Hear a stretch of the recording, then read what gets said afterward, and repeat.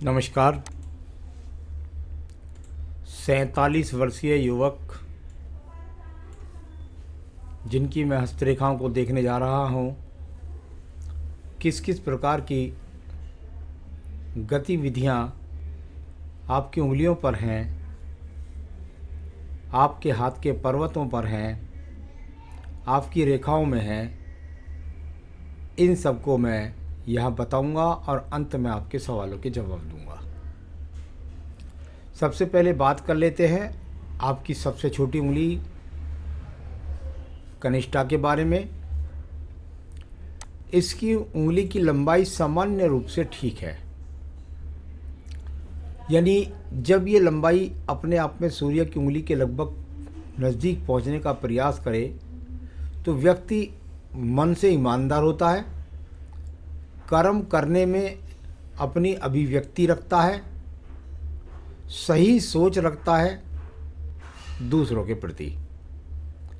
प्रथम पर मानसिक, वर्तमान में बौद्धिक कुशलता को नष्ट नहीं कर रहा, यानी कि बौद्धिक क्षमता आपकी ठीक है। सेकंड पर्वत पर कोई ऐसी रेखा दिखाई नहीं पड़ती जिसके कारण व्यक्ति व्यर्थ में ही किसी के साथ लड़ता झगड़ता हो। तीसरा पर्व सामान्य है, बहुत ज़्यादा मजबूत खड़ी रेखाएं भी नहीं हैं और बहुत ज़्यादा ऋणात्मक चिन्ह भी नहीं है। सामान्य रूप से धन के आगमन प्राप्त हैं। सूर्य की उंगली और यहाँ पर अगर मैं देखता हूँ तो इस पर किसी प्रकार का कोई बीपी का, कोई आँखों के रोग का, किसी प्रकार के एक्सीडेंट का या अग्निकारक तत्वों से नुकसान का संयोग दिखाई नहीं पड़ता। सेकंड पर्व खड़ी हुई रेखाएं हैं। राज्य सरकार से किसी प्रकार का कोई दंड नहीं है। कुल मिलाकर कोई सहयोग लेना चाहेंगे तो सहयोग ही प्राप्त होगा। तीसरा पर्व वह भी अपने आप में सामान्य स्थितियों का है और शनि सूर्य की उंगली मिली हुई है। व्यक्ति अपने माता पिता के प्रति भक्ति भाव रखता है, उनकी सेवा करने की इच्छा रखता है, करता भी है। शनि की उंगली और अपने आप में सीधी है। शनि की ढैया, शनि की 7.5 से कोई विशेष नुकसान नहीं होगा आपके बोलते नाम से या जन्म नाम से, कैसे भी। यहाँ पर किसी प्रकार का अभी शरीर के अंदर स्थायी रोग भी नहीं है। सेकंड पर्वत की यदि स्थितियों को देखता हूँ तो व्यक्ति कैसे भी सवाल मुझसे कर रहा है, परंतु ऐसा कोई कर्ज नहीं है जिसको व्यक्ति अपने जीवन में चुका ना सके। यानी कुल मिलाकर बहुत छोटे मोटे कोई कर्ज है जिसको बहुत साधारण रूप से व्यक्ति उतार सकता है।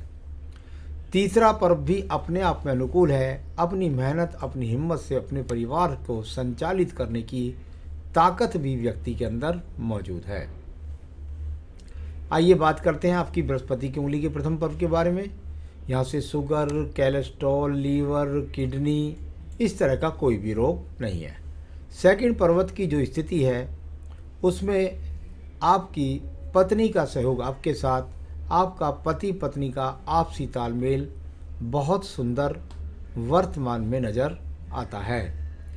तीसरे पर्व की यदि मैं बात करता हूँ तो यहाँ पर कोई नेगेटिव रेखा नहीं, यानी कि कुल मिलाकर के यहाँ आपकी संतान का सुख सहयोग आपके साथ सही तरीके का है।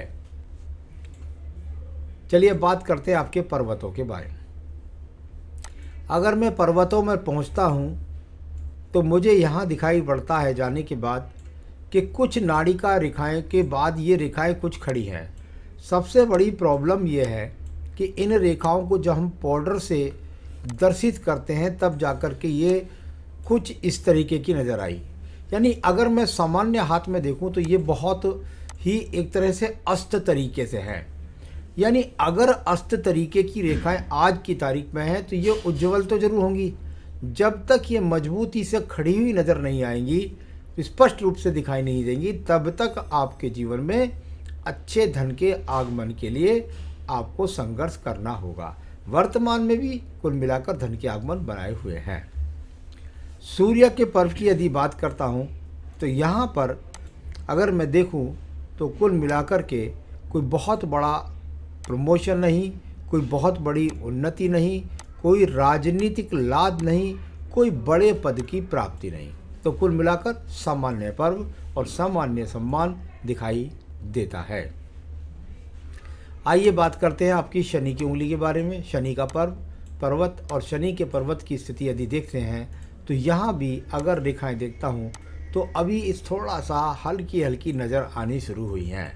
यही कहते हैं भाई, ऐसी स्थितियों का अगर रेखाएं हों तो आपके जीवन के अंदर भाग्य के लिए संघर्ष जारी है। आइए बात करता हूँ मैं आपके बृहस्पति पर्व के बारे में। बृहस्पति पर्व कैसा भी है, उसके अंदर कहीं ना कहीं कोई चतुर्भुज बनने का प्रयास नज़र आता है। अगर मैं कहूँ तो व्यक्ति का मकान, पैतृक संपत्ति मिल सकता है, या कैसी भी मुसीबतों से मकान का व्यक्ति स्वयं बना पाएगा। बहुत ज़्यादा आड़ी तिरछी रेखाओं का सहयोग लगता है। भगवान की वह कृपा अपने आप में महसूस नहीं करता जो सामान्य से व्यक्तियों को मिल जाती है, यानी धन संबंधी स्थितियों। आपकी हृदय रेखा को देखिएगा। आपकी हृदय रेखा और कुल मिलाकर में अगर इसको देखता हूँ तो इससे गिरती हुई रेखाएं ज़्यादा हैं। देखिए, हृदय रेखा से जब गिरती हुई रेखाएं ज़्यादा हों तो एक तो मन में व्यक्ति के निराशा बहुत रहती है, हृदय में निराशा रहती है। नंबर 2, व्यक्ति दूसरों के काम आ जाता है, चाहे शारीरिक रूप से चाहे धन के रूप से, लेकिन दूसरे लोग अब आपके काम नहीं आते क्योंकि इस पर खड़ी हुई रेखा कोई भी नहीं है। तो मन के अंदर अशांति को दर्शाने वाली ये लगातार गिरती हुई रेखाएं। अब बात करते हैं हम यहाँ पर आपके अंगूठे के प्रथम पर्व के बारे में। अंगूठे का प्रथम पर्व किसी प्रकार का विलासिता जीवन नहीं, किसी का दूसरे का धन चोरी करने की इच्छा नहीं, बहुत ज़्यादा लग्जरियस जीवन नहीं चाहते, लेकिन अपने आप में जो थोड़ा सामान्य से खुश रहें, इस तरह की स्थितियों को चाहते हैं। सेकंड पर्वत पर जो तर्क शक्ति की रेखा है वो माइनस रूप में अच्छी ही कहलाती है। ये होनी चाहिए, वरना व्यक्ति में संघर्ष करने की क्षमता घट जाती है। आइए बात करते हैं हम आपके निम्न मंगल पर्व के बारे में। कर्म रूपी निम्न मंगल पर्व, और यदि इसकी रेखाओं को देखता हूँ तो ये काफ़ी रेखाएं आपकी आयु रेखा को भी काटने का प्रयास करती है। यहाँ से रेखा का संबंध सूर्य पर्व से भी है। थोड़ा सा प्रयास करे तो राज्य सरकार से संबंधित कोई छोटी जॉब भी प्राप्त कर सकता है। और ये वो रेखाएं हैं जिनको हम कर्म रेखा बोलते हैं। अगर ये नहीं होती तो व्यक्ति निकम्मा होता है, स्वप्न देखता है, कर्म नहीं करता। तो कुल मिलाकर मेहनती और कर्म करने वाले व्यक्ति आप हैं। आइए बात करता हूँ मैं आपकी बुद्धि रेखा के बारे में। बुद्धि रेखा, और इस बुद्धि रेखा में से बहुत सारी शाखाएं बुद्ध पर्वत को देख रही हैं। यानी इनको यदि मैं देखता हूँ तो ये यहाँ से लगातार धन की तरफ जब रेखाएं देखने लगे तो व्यक्ति के दिमाग में एक ही बात रहती है, किस तरीके से धन आए धन आए धन आए। ये रेखाएं यहाँ पर इस प्रकार को इंगित करती हैं। हालांकि बैलेंस में बुद्धि रेखा है, किसी डिप्रेशन का शिकार नहीं होंगे, किसी भी प्रकार से बुराई का शिकार नहीं होंगे, बुद्धि भी साथ देती रहेगी। लेकिन ये शाखाएं निकल रही हैं, अच्छी बात है, प्रयास करिए और धन को प्राप्त करिए। चलिए सेकंड पर्वत की बात करता हूँ। इस पर किसी प्रकार का कोई मुकदमा, झगड़ा, झंझट, कोर्ट कचहरी यहाँ पर नज़र नहीं आता। यानी अगर मैं देखता हूँ तो कोई मुकदमे के तो युग यहाँ पर नज़र नहीं आते। एक मंगल रेखा ने सूर्य पर्व से थोड़ा सा संबंध यहाँ भी बनाया है। यानी युवा अवस्था में व्यक्ति थोड़ा सा अगर प्रयास करे तो राज्य सरकार से किसी न किसी जॉब को प्राप्त करने का संकेत। कभी कभी व्यक्ति संविदा वाली जॉब, या ऐसा कह सकता हूँ कि कोई गवर्नमेंट का ऐसा कॉन्ट्रैक्ट हो, या सूर्य यानी अग्निकारक तत्वों से भी लाभ उठा लेता है।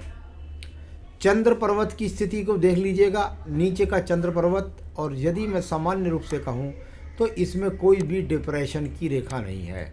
यानी अगर मैं कहूँ तो डिप्रेशन या अवसाद के तो किसी प्रकार से यहाँ पर योग नहीं है। केतु से चंद्र पर्वत की तरफ रेखाएं ज़्यादा देख रही हैं। प्रयास है कैसे ही कोई झटके से धन प्राप्त हो जाए, ऐसी सोच है, सिर्फ सोच की रेखाएं मात्र भर ये कहती हैं। आपके बुध रेखा की बात करता हूँ। शुक्र पर्व से रेखा निकली, बुध को देखा, अच्छे संसाधन चाहता हूँ, कैसे प्राप्त हों, ये इच्छा शक्ति की रेखाएं बहुत ज़्यादा हैं। व्यापारिक मजबूती यहाँ पर इन रेखाओं में बिल्कुल भी नहीं है। कुल मिलाकर व्यापार करने का प्रयास ना करें तो बहुत ज़्यादा अच्छा है, क्योंकि ये अपने आप में आपको गिरा सकती हैं, नुकसान पहुंचा सकती है ये रेखाएं।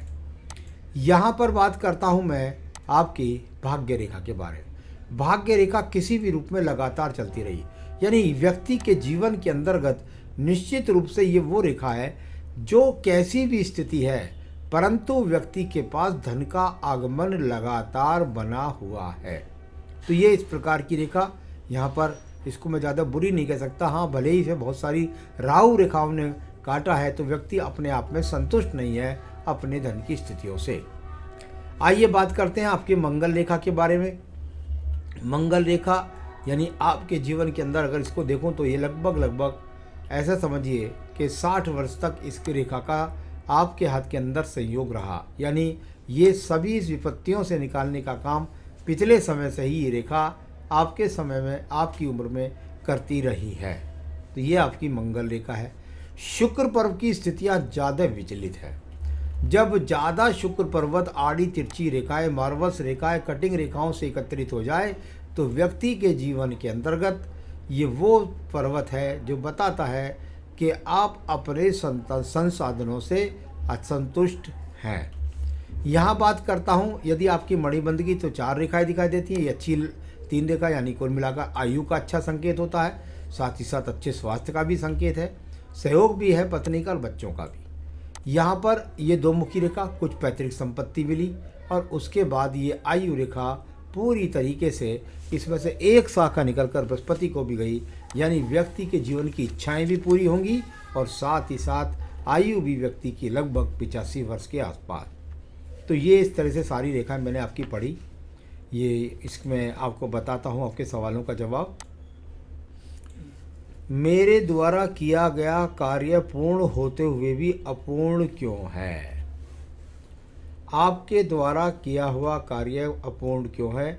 सिर्फ आपकी सोच से अपूर्ण है।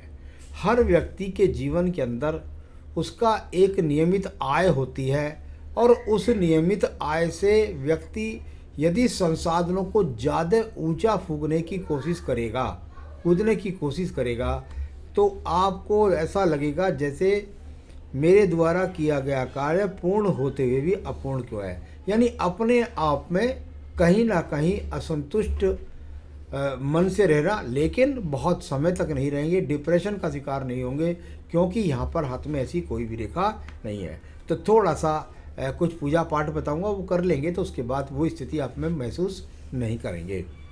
क्या ऐसा समय आएगा कि मैं अपने परिवार को खुश और सुखी रख सकूंगा? ये है एक सोच। परिवार को सुखी रखने के लिए मैं जब देखता हूँ तो हस्तरेखा कहती है कि संसाधन का पर्व शुक्र कैसा है।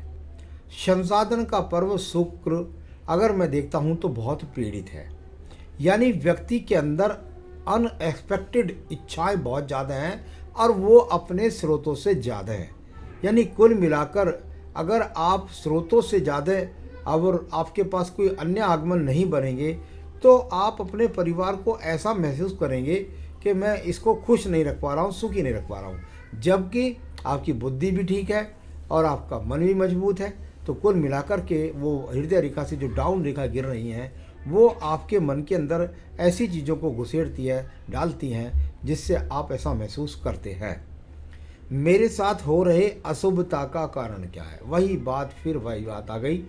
अशुभता आपके जीवन में नहीं है, आपकी सोच के अंदर फैली हुई है। मेरे साथ कब तक दुश्मनी निभाएंगे? इसका कारण क्या है? जीवन के अंदर अगर आप अपनों के चक्कर में लगेंगे तो दुनिया में गिरने के अलावा कुछ नहीं है।